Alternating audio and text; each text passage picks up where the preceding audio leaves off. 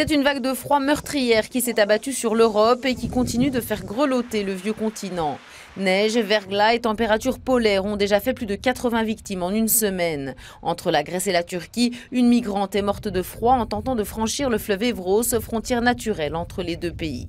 En Bulgarie, le mercure a chuté jusqu'à moins 31 degrés ce mercredi dans le centre du pays et aucun de ses voisins ne semble épargné.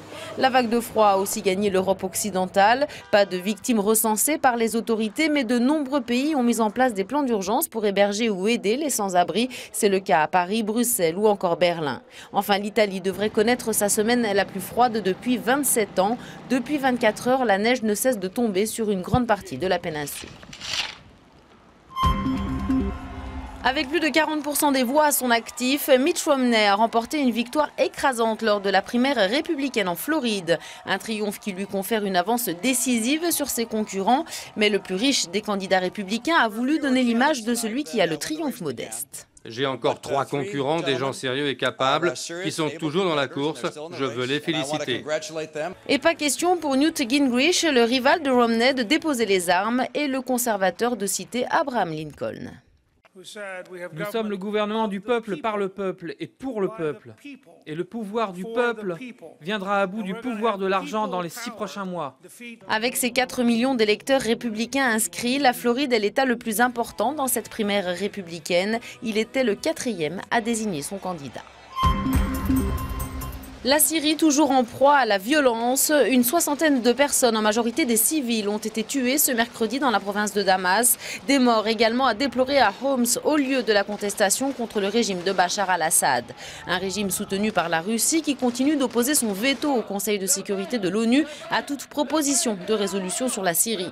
Les représentants des pays occidentaux étaient réunis à New York pour défendre un projet de résolution destiné à mettre fin aux violences. Parmi eux, Alain Juppé, le ministre français des Affaires étrangères, qui a admis que pour la première fois, l'attitude de la Russie avait été moins négative. Les chefs de la diplomatie française, américaine et britannique ensemble aux Nations Unies pour secouer les consciences sur le dossier syrien.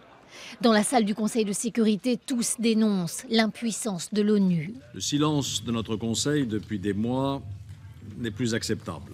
Mesdames, Messieurs, il n'y a plus de temps à perdre. En moins d'1 an, la répression a fait plus de 5000 morts. Ce message d'impatience relayé par Hillary Clinton s'adresse entre autres à la Russie. L'allié historique de la Syrie refusait jusqu'à présent le plan de sortie de crise proposé par la Ligue arabe. Cette résolution prévoit l'arrêt des violences contre les opposants et la mise à l'écart politique du président Bachar al-Assad. Finalement, hier soir à New York, Alain Juppé semblait penser qu'un consensus pourrait être atteint sur cette résolution, les Russes ayant accepté du bout des lèvres quelques concessions, un début d'espoir après 10 mois d'inaction. Poutine, va-t'en, voilà ce qui est inscrit sur cette énorme banderole déployée par des militants du mouvement d'opposition russe juste en face du Kremlin. Objectif, protester contre la candidature du Premier ministre russe à la présidentielle de mars prochain. Nous cherchons de nouveaux moyens de faire démissionner Poutine. 12 ans sous son régime, c'est plus que suffisant pour la Russie. Et pourtant, rien ne semble pouvoir déstabiliser Vladimir Poutine, qui est allé jusqu'à faire miroiter la possibilité d'un second tour pour la présidentielle du 4 mars. Son combat dure depuis plus d'1 an. Julian Assange vient d'en entamer la dernière manche. La Cour suprême britannique a débuté ce mercredi à Londres l'examen du recours formé par le fondateur de Wikileaks contre son extradition vers la Suède. La Suède où il est accusé de viol et d'agression sexuelle par 2 femmes. S'il est débouté, Julian Assange aura la possibilité de porter l'affaire devant la Cour européenne des droits de l'homme, mais cela ne suspendrait pas son extradition. Toujours sur le volet judiciaire, ce procès qui s'ouvre ce jeudi devant les assises de l'Isère en France. Une Brésilienne de 42 ans est accusée d'avoir empoisonné son compagnon et père de son enfant. Elle avait fait croire à la famille du jeune homme qu'il était tombé amoureux du Brésil et ne voulait plus revenir en France. Le crime était presque parfait. Les parents de Sébastien Brun sont inconsolables depuis que l'on a retrouvé le corps de leur fils, empoisonné au cyanure et enterré dans une carrière de sable au fin fond du Brésil. Le jeune homme de 31 ans aurait été assassiné par sa compagne brésilienne, celle qu'il appelait la femme de sa vie. On ne sait pas. comment Sébastien a vécu ces derniers instants. Pour nous, il n'a pas souffert. Pour nous, elle était là. Et donc, il a fallu transporter le corps. C'est elle qui a transporté le corps. Donc, comment ça s'est passé? Qu'est-ce qui s'est passé à ce moment-là? Août 2004, Sébastien s'envole pour le Brésil avec Denise Soares pour des vacances de rêve dont il ne reviendra jamais.